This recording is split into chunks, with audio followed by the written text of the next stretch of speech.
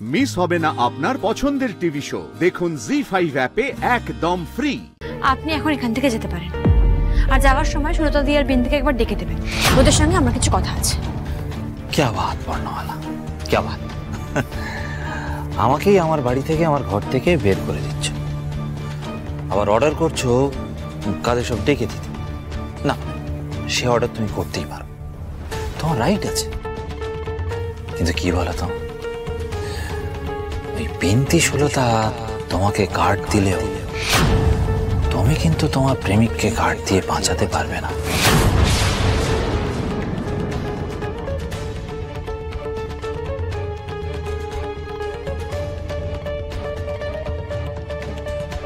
আসছে, তার খবর আসছে,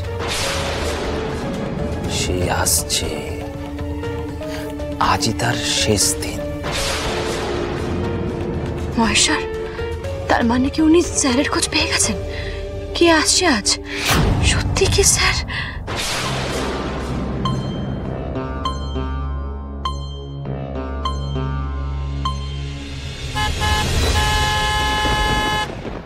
ওই এসে গেছে। তুমি তুমি চাটা খেয়ে নিও, আমি কাজটা সেরেই আসছি। তারপর আমার এই জিতটা দুজনে মিলে একসঙ্গে সেলিব্রেট করব। ওকে? আরে শুনুন শুনুন, আপনি কোথায় যাচ্ছেন? শুনুন। হ্যাঁ, এই যে এখন আমি বৌদির ঘরে। বৌদি, আমার ফিয়ন্সে ভিডিও কলে আছে, বিয়ের দিন এসেছিল, তোমায় বলেছিলাম না দেখা করাবো। ও আসলে বাবার শরীর খারাপের জন্য ওই দিন মাঝপথে বেরিয়ে যায়, এখন ওই বিদেশে আছে। কিন্তু তোমার ওই শরীর খারাপের খবর শুনে, জ্বরের খবর শুনে ফোন করেছে, খবর নিতে চাইছে, কথা বলতে চাইছে। এর ফোনেতে হাই হ্যালো করে দাও না। নিচে না জানি কি ঘটে যাচ্ছে, নিচে কে এসেছে? এদিকে ওনার ভাই তো এখনই ফোনে কথা বলতে বলছে। কি হলো বৌদি, ধরো। হ্যাঁ,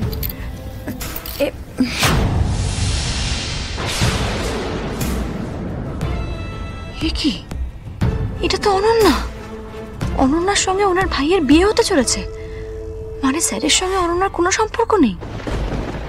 স্যার আর ওর জীবনে যাতে আমি কাটা না হয়ে যাই, সেই জন্যই তো আমি স্যারের থেকে পালিয়ে এসেছিলাম। মাঝখানে 2 বছর কেটে গেছে, তার মাঝে কি কিছু হয়েছে? অনন্যা কি এখন আর স্যারের জীবনে নেই?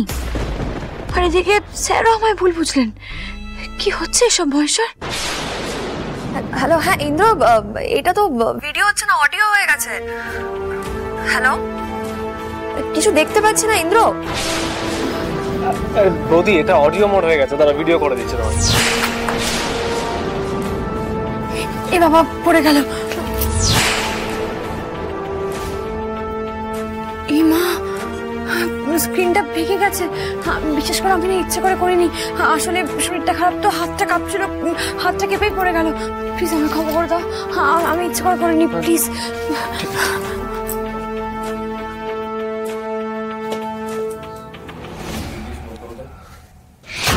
বৌদিকে কিছু নিয়ে খুব টেনশনে আছে, অস্বাভাবিক টেন্স লাগলো বৌদিকে।